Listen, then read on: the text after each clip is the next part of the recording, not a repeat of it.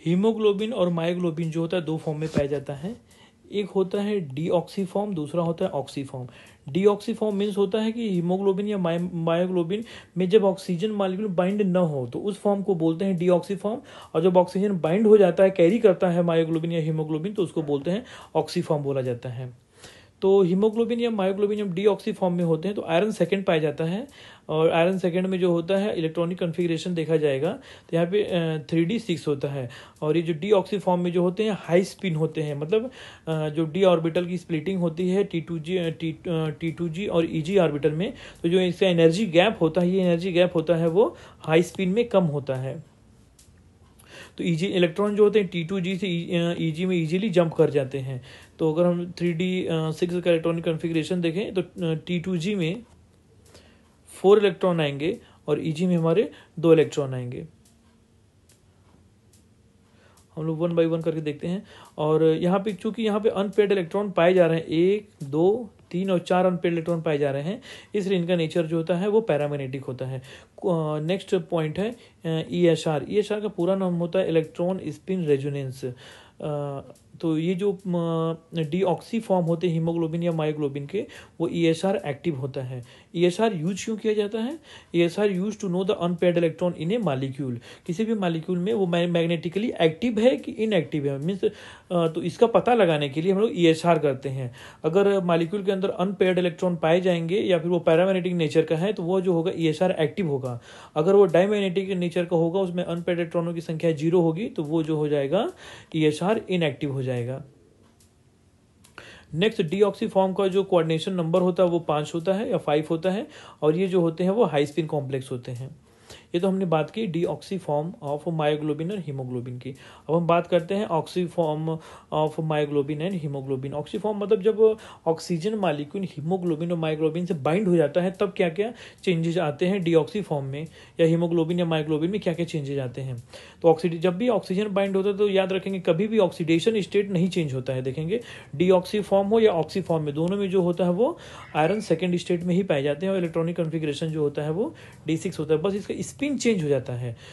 जो deoxy form होता है वो हाई स्पिन कॉम्प्लेक्स होता है, जब ऑक्सी फॉर्म हो जाता है तो यहाँ पे लो स्पिन कॉम्प्लेक्स होता है। ये इस चीज को याद रखेंगे, कई बार एग्जाम में पूछा गया है।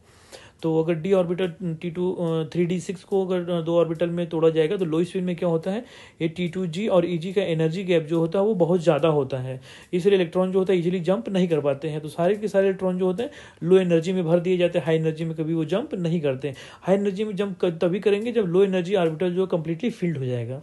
तो यहाँ पे देखते हैं कितने इलेक्ट्रॉन, 6 इलेक्ट्रॉन है यहाँ पे, तो 6 इलेक्ट्रॉन भरेंगे तो T2G में जो हो जाएगा 6 इलेक्ट्रॉन हो जाएगा और EG में जो हो जाएगा वो 0 इलेक्ट्रॉन हो जाएगा। अब देख सकते हैं यहाँ पे कोई भी अनपेयर्ड इलेक्ट्रॉन नहीं है, सारे इलेक्ट्रॉन पेयर्ड हैं, इसलिए ऑक्सी फॉर्म जो होता है हीमोग्लोबिन या मायोग्लोबिन का वो जो होता है डायमैग्नेटिक नेचर का होता है, और यहाँ पे अनपेयर्ड इलेक्ट्रॉनों की संख्या 0 है, इसलिए ये जो होते हैं ESR इनएक्टिव है, जैसे हमने यहाँ पे डिस्कस किया है। इसका कोऑर्डिनेशन नंबर जो होता है ऑक्सी फॉर्म ऑफ हीमोग्लोबिन और मायोग्लोबिन का जो कोऑर्डिनेशन नंबर होता है वो जो होता है 6 होता है, और ये जो कॉम्प्लेक्स बनाता है ऑक्सीजन से बाइंड हो जाने के बाद वो जो होता है लो स्पिन कॉम्प्लेक्स होता है। इतनी चीज़ों को याद रखेंगे क्योंकि एग्जाम में ये पूछा जाता है। नेक्स्ट हम लोग देखते हैं नाइट्रोजन फिक्सेशन। नाइट्रोजन फिक्सेशन में क्या होता है कि लेग्यूमिनस फैमिली के जितने प्लांट्स होते हैं उनके लेग्यूमिनस प्लांट जितने भी प्लांट्स होते हैं उनके रूट में जो होता है राइजोबियम बैक्टीरिया पाया जाता है। वो राइजोबियम बैक्टीरिया क्या करता है, मेन जो फुल नेम होता है राइजोबियम लेगुमिनोसिरम, ये जो होता है एक बैक्टीरिया होता है जो कि लेग्यूमिनस प्लांट्स में पाया जाता है, जैसे पी हो गया, ग्राम हो गया, इनकी रूट्स में जो होता है ये बैक्टीरिया पाया जाता है, और ये बैक्टीरिया जो होता है नाइट्रोजन फिक्सेशन का काम करता है। नाइट्रोजन की जो कमी होती है प्लांट्स के अंदर उसको दूर करने का काम करता है। तो नाइट्रोजन फिक्सेशन में हम लोग जो एक एंजाइम यूज किया जाता है उसको बोलते हैं नाइट्रोजिनेज एंजाइम बोलते हैं। और नाइट्रोजिनेज एंजाइम में जैसे हमने ऊपर देखा कि नाइट्रोजिनेज एंजाइम में जो एक्टिव सेंटर होता है 2 होते हैं, एक आयरन होता है, दूसरा मॉलिब्डेनम होता है। इस चीज़ को याद रखेंगे कि नाइट्रोजिनेज एंजाइम में कौन कौन से मेटल पाए जाते हैं, एक आयरन पाया जाता है, दूसरा मॉलिब्डेनम पाया जाता है।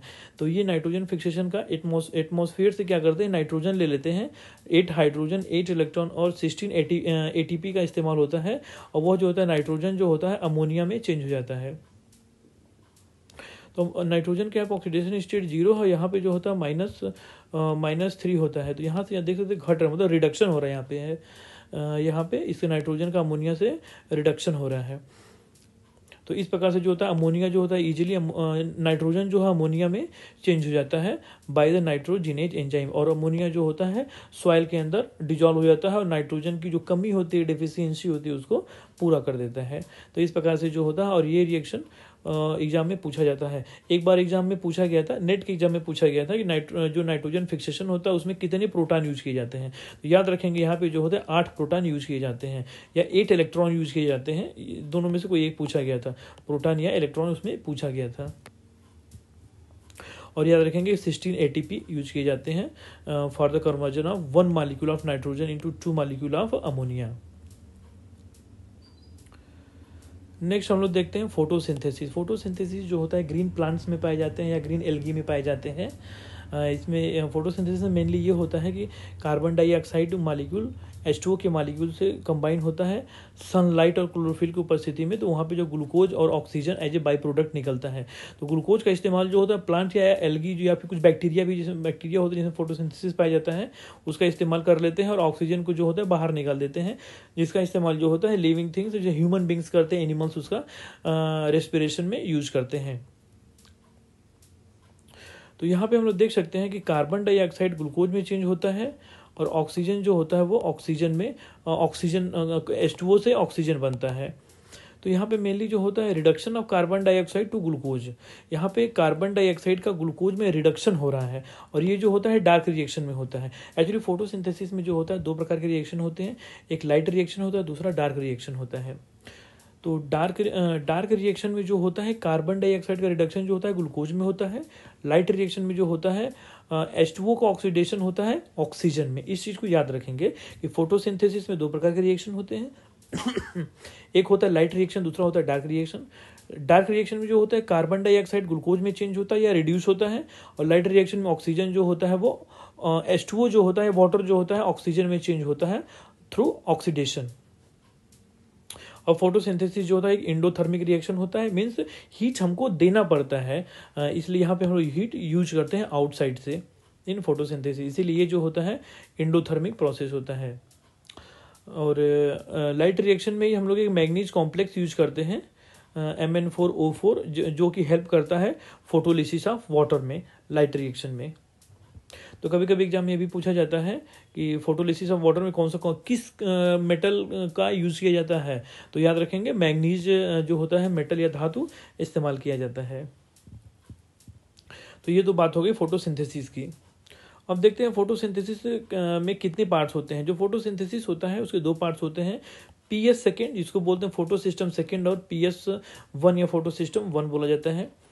PS1 में जो होता है क्लोरोफिल A सेकेंड पाया जाता है, और PS सेकेंड में जो होता है क्लोरोफिल A सेकेंड पाया जाता है, और PS1 में जो होता है क्लोरोफिल A फर्स्ट पाया जाता है।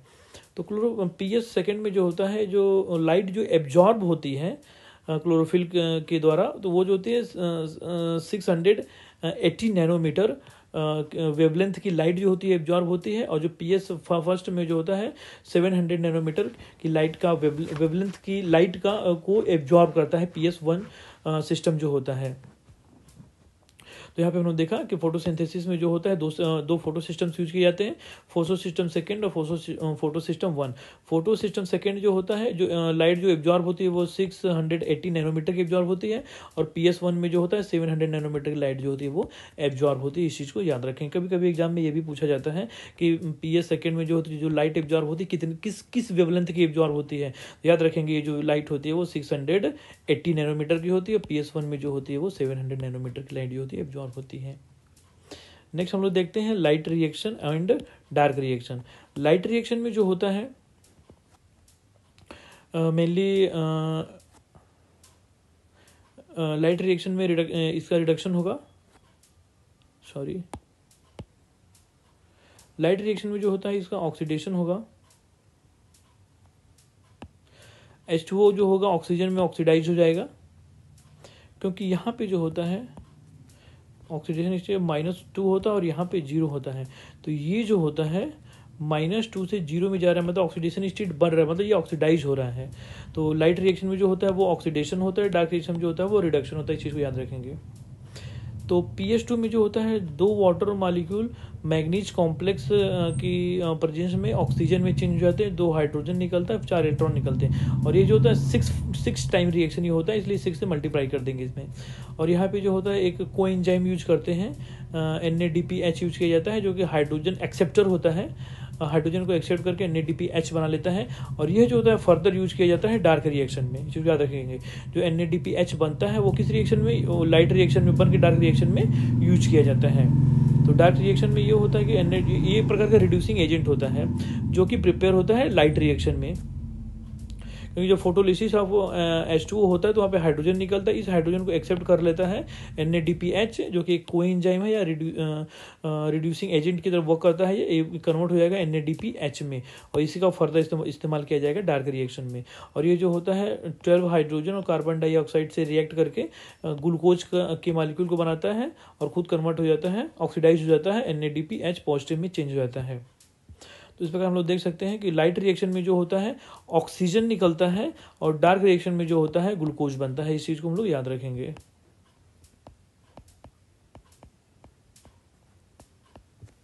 याद रखेंगे जो लाइट रिएक्शन का जो प्रोडक्ट मेन प्रोडक्ट होता है वो ऑक्सीजन होता है, और डार्क रिएक्शन का जो मेन प्रोडक्ट होता है वो ग्लूकोज होता है। कुछ इंपॉर्टेंट पॉइंट्स उसको देखते हैं हम लोग हैं। Splitting of water occur in PS2। तो जो वाटर का जो स्प्लिटिंग होता है या फोटोलिसिस ऑफ वाटर होता है किसमें पाया जाता है, PS2 में पाया जाता है। Oxygen during photosynthesis release from H2O। तो फोटोसिंथेसिस जब होता है तो ऑक्सीजन जो होता है H2O से रिलीज होता है। Carbon dioxide reduces to glucose in dark reaction, जैसे हमने ऊपर देखा है। अब नेक्स्ट टॉपिक की हम लोग बात करते हैं, हीमोग्लोबिन की बात करते हैं। कुछ पॉइंट्स हमने वहाँ पे छूट गए थे जिसको हम लोग डिस्कस करेंगे। डीऑक्सी फॉर्म में जो होता है आयरन सेकंड पाया जाता है, और ये जो होता है हाई स्पिन कॉम्प्लेक्स होते हैं, इसलिए जो पैरामैग्नेटिक होते हैं। और ऑक्सी फॉर्म में जो होता है वो आयरन सेकंड होता है। ऑक्सीडेशन नंबर याद रखेंगे, ऑक्सी फॉर्म हो या डीऑक्सी फॉर्म हो, मायोग्लोबिन हो, हीमोग्लोबिन हो या मायोग्लोबिन हो, कभी भी ऑक्सीडेशन स्टेट इसका चेंज नहीं होता, बस स्पिन चेंज होता है। डीऑक्सी फॉर्म में हाई स्पिन होता है, ऑक्सी फॉर्म में जो होता है लो स्पिन होता है, और लो स्पिन में जो होता है डायमैग्नेटिक होते हैं। ESR ये इनएक्टिव होते हैं, और ये जो होते हैं ESR एक्टिव होते हैं ये। तो सिमिलरली हम लोग मायोग्लोबिन का देख सकते हैं, इसमें भी जो होते हैं दो मायोग्लोबिन के दो फॉर्म होते हैं, deoxy form and oxy form. Oxidation state iron का दोनों में सेम रहेगा। जब डीऑक्सी फॉर्म होता है तो हाई स्पिन कॉम्प्लेक्स होता है पैरामैग्नेटिक, और ESR जो होते हैं वो एक्टिव होते हैं, और लो स्पिन में क्या होता है ये डायमैग्नेटिक नेचर के होते हैं, और ESR इनएक्टिव होते हैं। यहाँ पे एक चीज़ हमने छोड़ दी है, हीमोग्लोबिन के जो होते हैं एक मॉलिक्यूल में 4 यूनिट्स होते हैं, 4 यूनिट कंबाइन होकर एक हीमोग्लोबिन के मॉलिक्यूल को बनाते हैं, जबकि मायोग्लोबिन में जो होता है बस एक ही यूनिट पाया जाता है। इस चीज़ को याद रखेंगे। इसलिए हीमोग्लोबिन जो होता है एक बार में 4 ऑक्सीजन मॉलिक्यूल को बाइंड करता है, और जबकि मायोग्लोबिन जो होता है केवल एक ऑक्सीजन मॉलिक्यूल को बाइंड करता है। एक चीज़ को याद रखेंगे। नेक्स्ट हम लोग देखते हैं हिमेरिथ्रिन। हिमेरिथ्रिन में डीऑक्सी फॉर्म और ऑक्सी फॉर्म दोनों फॉर्म में पाया जाता है। यहाँ पे जो होता है आयरन सेकेंड होता है, और डीऑक्सी फॉर्म जो होता है आयरन सेकेंड होता है, और ये पैरामैग्नेटिक नेचर का होता है। और ऑक्सी फॉर्म जो होता है आयरन थर्ड होता है, याद रखेंगे हिमेरिथ्रिन में। और ये जो होता है एंटी फेरोमैग्नेटिक नेचर का होता है ये। और यहाँ पे जो हिमेरिथ्रिन की यूनिट्स जो होती हैं वो 8 यूनिट होती हैं। ये भी कई बार एग्जाम में पूछा गया है कि हिमेरिथ्रिन के मॉलिक्यूल में कितनी यूनिट्स होते हैं हिमेरिथ्रिन की। तो यहाँ पे जो होते हैं 8 यूनिट होते हैं।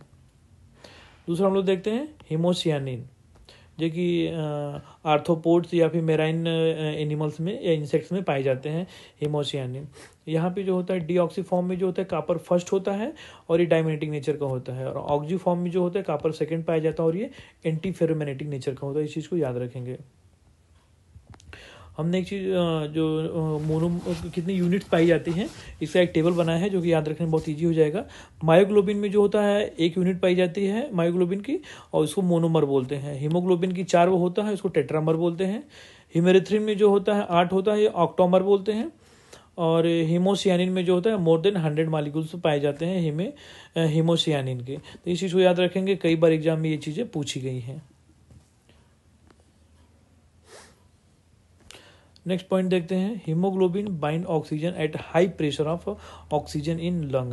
तो हीमोग्लोबिन जो होता है ऑक्सीजन से बाइंड जो होता है वो लंग्स में होता है, वहाँ पे ऑक्सीजन का प्रेशर जो होता है वो ज़्यादा होता है। तो कभी कभी एग्जाम में पूछा जाता है कि जो हीमोग्लोबिन की ऑक्सीजन की बाइंडिंग जो होती है लो प्रेशर पे होती है कि हाई प्रेशर पे होती है। तो याद रखेंगे हीमोग्लोबिन की बाइंडिंग ऑक्सीजन से जब भी होती है वो हाई प्रेशर पे होती है, और मायोग्लोबिन की बाइंडिंग ऑक्सीजन से जब भी होती है वो लो प्रेशर पे होती है। ये दोनों चीज़ को कंपेरेटिवली याद रखेंगे।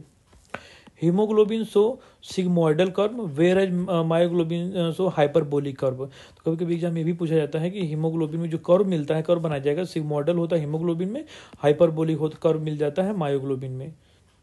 जब इसे डिटेल स्टडी की जाएगी तो उसमें हम बताएंगे कि सिग्मोइडल कर्व कैसा होता है और हाइपरबोलिक कर्व कैसा होता है। नेक्स्ट पॉइंट देखते हैं हम लोग हैं, बहुत इंपॉर्टेंट पॉइंट है, कई बार पूछा भी गया है कि carbon monoxide binding affinity with haemoglobin is 200 times more than oxygen. तो जो कार्बन मोनोऑक्साइड की बाइंडिंग एफिनिटी होती है, ये जो बाइंड करने का जो पावर होता है, स्ट्रेंथ जो होती बॉन्ड होती है कार्बन मोनोऑक्साइड हीमोग्लोबिन के बीच में जो बॉन्ड स्ट्रेंथ होती है जो बहुत स्ट्रॉन्ग होती है, बोल सकते हैं कि 200 टाइम्स ज़्यादा होती है इन कंपेयर टू ऑक्सीजन की। नेक्स्ट पॉइंट ही बहुत इंपॉर्टेंट है, यहाँ पे हम लोग देखते हैं कि किस प्रोटीन में, एक्चुअली जो ये होते हैं वो ग्लोब्यूलर प्रोटीन होते हैं, ग्लोब्यूलर प्रोटीन्स होते हैं ये। तो यह हीमोग्लोबिन हो या मायोग्लोबिन हो, क्लोरोफिल हो या विटामिन B12 जो तो होते हैं ये ग्लोब्यूलर प्रोटीन होते हैं। तो इसमें कौन कौन से रिंग पाई जाती है और कितने पाई इलेक्ट्रॉन पाए जाते हैं, ये भी कई बार पूछा गया है। जैसे ये दोनों कई बार पूछे गए हैं, क्लोरोफिल में कौन सी रिंग होती है और विटामिन B12 या साइनोकोबालामिन में कौन सी रिंग पाई जाती है।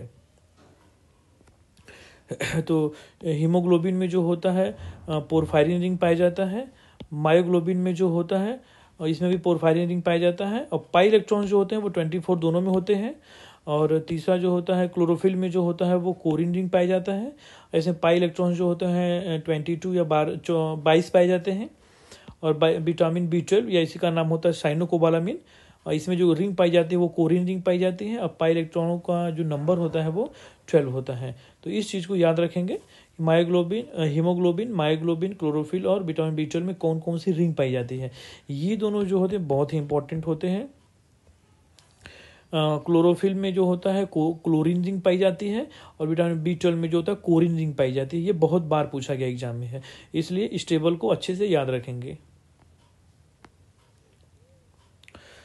नेक्स्ट हम लोग देखते हैं, बहुत सारी डिजीजेज ऐसी होती हैं जो कि मेटल या नॉन मेटल से होती हैं, जो कि एग्जाम में पूछे जाते हैं। तो हम लोग इस टेबल में देखेंगे कौन सी बीमारी किस मेटल की कमी से या एक्सेस से होती है। तो एक डिजीज होती है मिनीमाटा डिजीज। जो मिनीमाटा डिजीज होती है वो मिथाइल मरकरी से होती है, CH3 Mg से होती है, Hg not Mg, CH3 Hg से ये बीमारी जो होती है, इसका नाम जो होता है वो मिनीमाटा डिजीज होता है। इटाई डिजीज जो होता है कैडमियम से होता है। एनीमिया डिजीज जो होता है वो लेड से होता है। ब्लैक फूड डिजीज जो होता है वो आर्सेनिक से होता है। ये बहुत इंपॉर्टेंट एक डिजीज है ब्लू बेबी सिंड्रोम, कई बार पूछा गया है, जो कि नाइट्रेट आयन की से होता है ये ब्लू बेबी सिंड्रोम। और नेक्स्ट है सिलिकोसिस, ये जो होता है एक लंग डिजीज होता है, और ये जो होता है क्रिस्टलाइन सिलिका डस्ट की वजह से होता है। ये डर्मेटिटिस जो होता है एक स्किन डिजीज है, जो कि कैडमियम की वजह से होता है।